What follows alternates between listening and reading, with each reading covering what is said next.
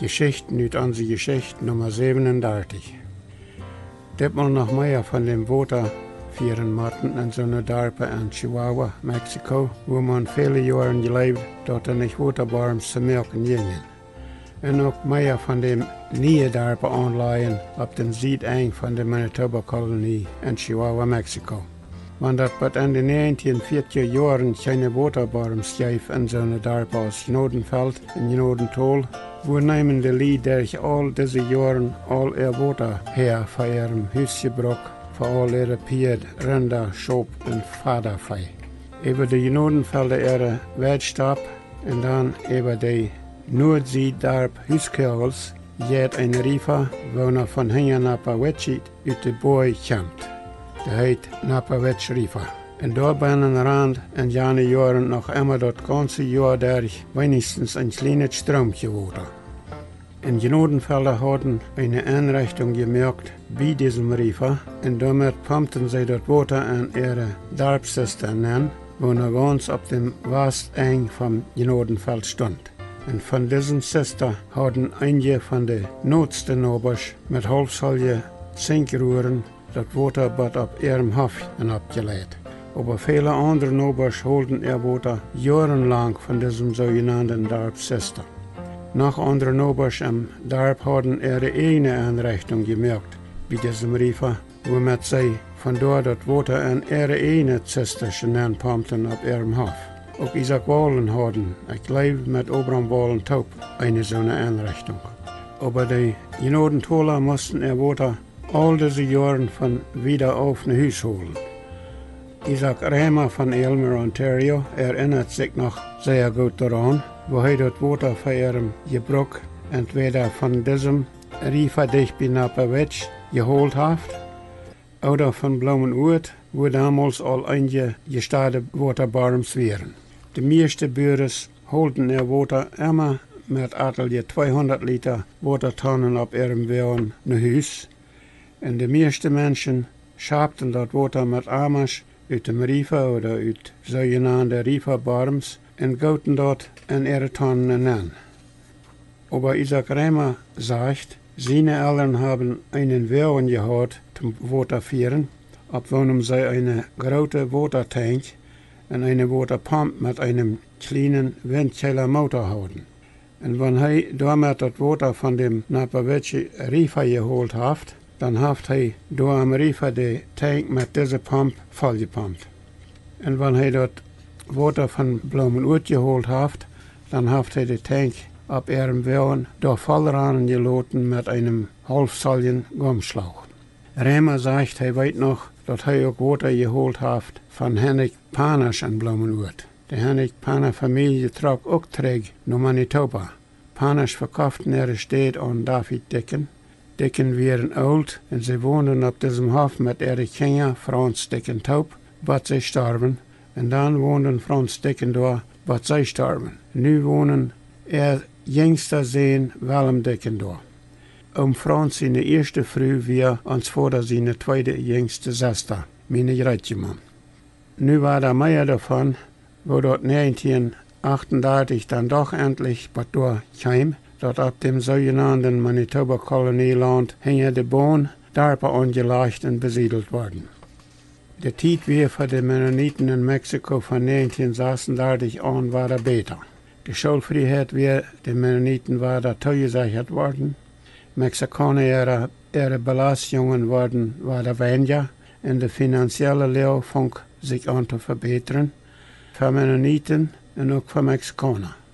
Und wenn auch noch viele junge landlose Leute viel lieber zurück nach Kanada tragen wollen, als in Mexiko versichern zu einem Anfang zu kommen mit Farmer waren, fängt man in den letzten Jahren doch immer stärker an zu betonen, dass die Bürger in so einer Dorpen aus Genodenveld, Genodentol, Talbach und Kleefeld doch auch noch immer meistens mit dem Water von den Springbarms und Riverbarms fertig waren können, waren auch mit viel Klappart.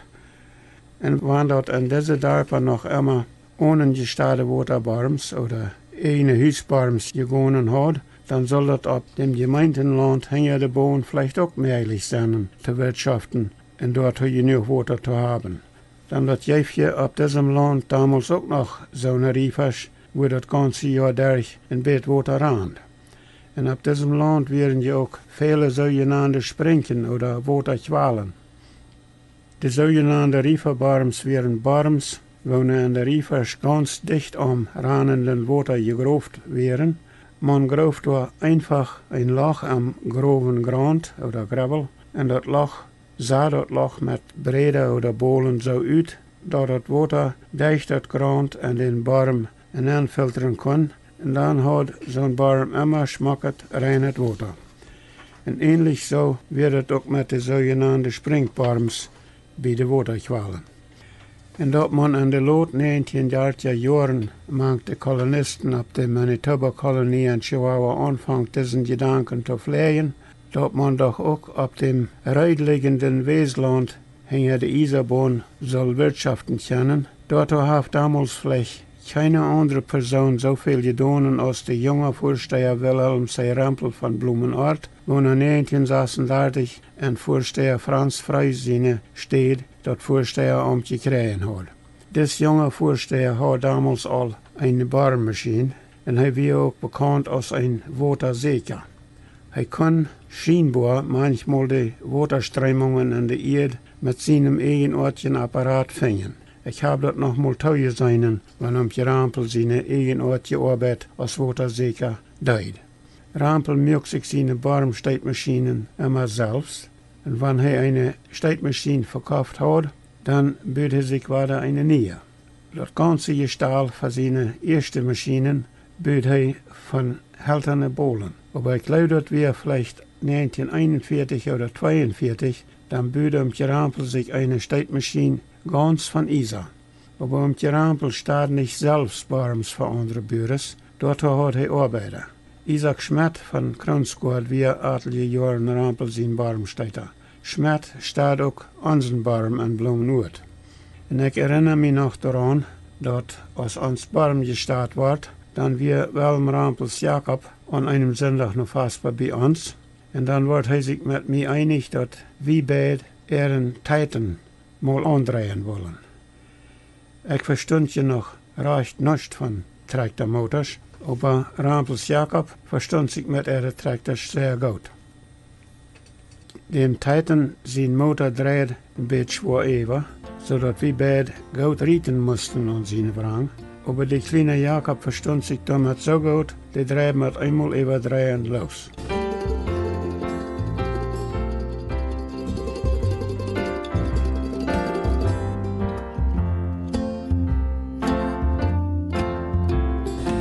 Aber nu war der Träg noch, wo man ab der Manitoba-Kolonie anfängt, reiten worden, zum Hängen der Isarbahn ab der Gemeinde ihrem großen Fleck Westland Darpa anzuleihen.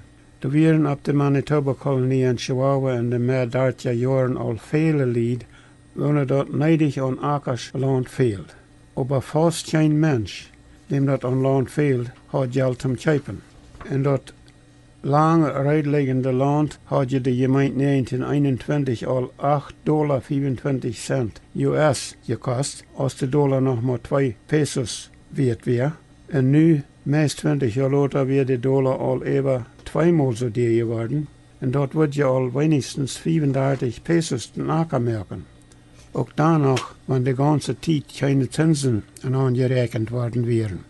Aber man weiß dort ganz bestimmt, dass kein Anfänger für so einen deren Preis würde Land kaufen wollen und auch nicht kennen. Man hat in jenen Jahren bestimmt noch Siedlungsland kaufen gekonnt von der Zuluaga-Familie in der Umgegend und auch für weniger als 15 Pesos den Acker. Dann eine private Gruppe Büros hat jedoch 1936 noch dort Land für das Dorf Altneu Nummer 35 für 5 Pesos den Acker von angekauft.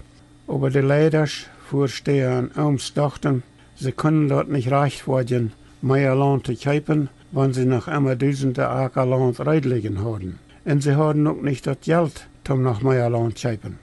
Und dann wurden die Däner sich einig, sie würden ihr Land hinter der Bahn für 15 Pesos den Acker versehen zu verkaufen.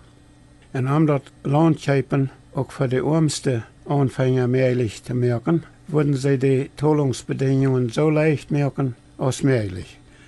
Sie machen die Tollungsbedingungen so, dass die Käuper ihr Land mit 20% von jeder Art an die Gemeinde betollen können und dass sie keine Zinsen an ihre Landschuld tollen brauchten. Aber diese Bedingungen, so dachte man, soll jeder einer, auch der armste Anfänger, Land kaufen können. Dann, wenn man noch wo Land pachten kann zum Ackern, dann muss man ja auch wenigstens 20% von der Art aufgeben. Und so ein Pachtgeld muss man pünktlich aufgeben, ohne dass man selbst irgendwas dabei hat. Und wenn man, und es steht, jeder Jahr ein Fünftel von der Art aufzugeben, damit sein Land betonen und dadurch zu einem Land kommen kann, dann soll doch jeder einer lieber kaufen wollen als pachten. Also man will den Preis und auch die Tollungsbedingungen so viel leicht merken, dass keiner sagen soll, er kann nicht kaufen. In Niendorp, Nummer 1 wird all ein paar Jahre Eier angemeten und einen Anfang gemerkt mit Ansiedeln. Aber ich glaube, der Dorper Silberfeld 26, Kronsgaard 27 und Weidenfeld 28 wurden im Jahr 1938 alle angemeten. In bijna wenige Jahren war all dit Land für diese 4 neue Dorpen verkauft und besiedelt. Und die meisten von den Käuper waren jungbefriede Lied, aber in bediendet Port waren auch ältere Bürgers. Wo merkt sich das dann in diese neue Dorpen mit dem Water? Was in diese Dorpen irgendwer Waterbarms mögt, das geht noch etliche Jahren. Während die ersten Jahren mussten alle Pioniere ihr Water von Springbarms nach Hause holen. Und ich weiß nicht viel Einzelheiten von wo die Kronsgaarder und Weidenfelder mit ihrem Water fertig geworden sind, aber zwischen Weidenfeld und Kronsgaard ist hier ein kleiner See, ein Lake. Und da ganz dicht an der Lake graben die Pioniere ein Loch, sahen dort mit Bohlen uit und das Wasser von der Lake filtert dort nähen, sodass man von dort immer Wasser holen kann.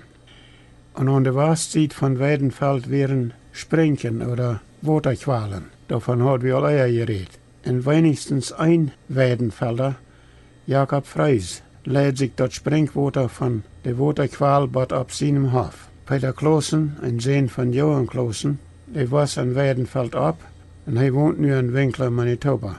Und er sagt, Jakob Freis braucht das Wasser nicht einmal pumpen. Als sie ihre Wasserleitung angesehen haben, dann bleibt das Wasser beim Rannen. Freisen brauchten also bloß den Kron aufschrauben und dann ran das Wasser von ihrem Springbarm Huisgeholtus auf ihrem Hafen.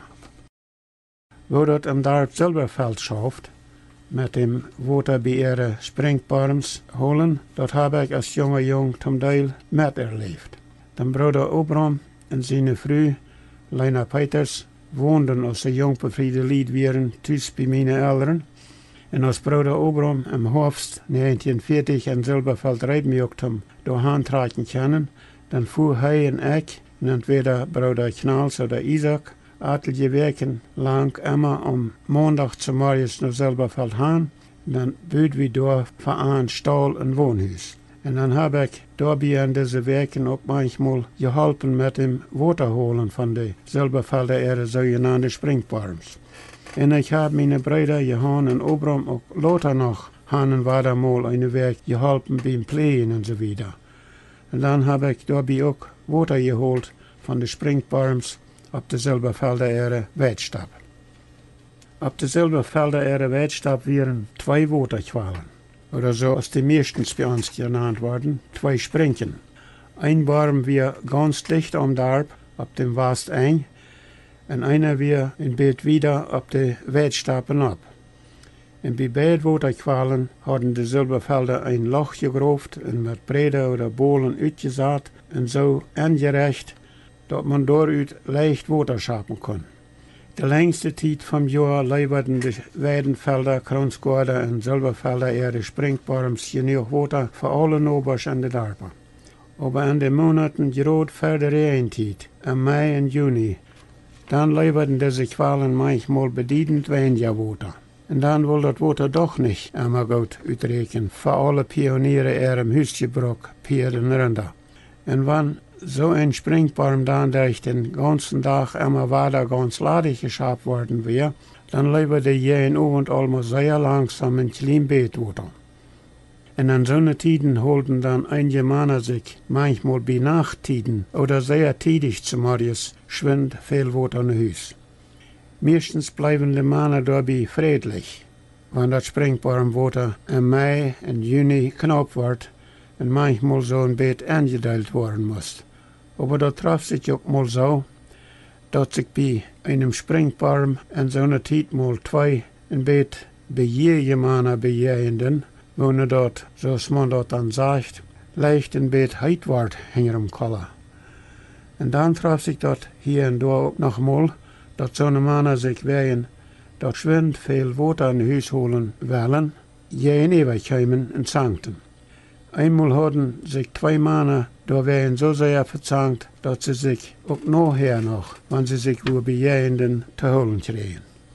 Aber gerade in den Jahren, als diese drei Dörfer angelegt werden, oder Feier mit niemand Dörp, dann fangen die Mennoniten in Chihuahua an, besser zu büren. Die Zeit wird besser für die mennonitischen Kolonisten. Von 1939 bis 1949 wären die Ernten durchschnittlich sehr gut und die Getreidepreise werden auch besser, sodass die meisten Bürger so langsam mehr Geld haben. Und als da mehr Geld wäre, dann fangen immer mehr Bürger an, Geld zu investieren und versuchen, ihren eigenen Hausbaum zu merken oder merken zu lassen. Einige Bürger haben damit auch guten Erfolg. Oder gut gleich, wenn sie 300 Schau oder Deiper starten.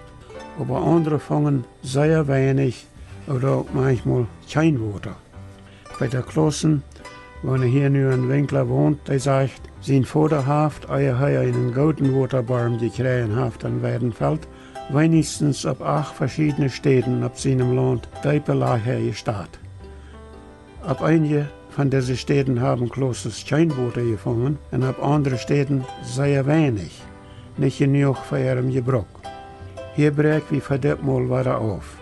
Nächstes Mal noch mehr von dem Wasser führen Matten in so einer Dörper in Chihuahua, Mexiko, wo man viele Jahre gelebt, dort nicht Wasserbarms zu merken gingen, und danach von einer Kolonie in Chihuahua, Mexiko anleihen auf so einem Land, wo schwer Wasserbarms zu merken wären. Was nächstes Mal, ich sehe George Rempel.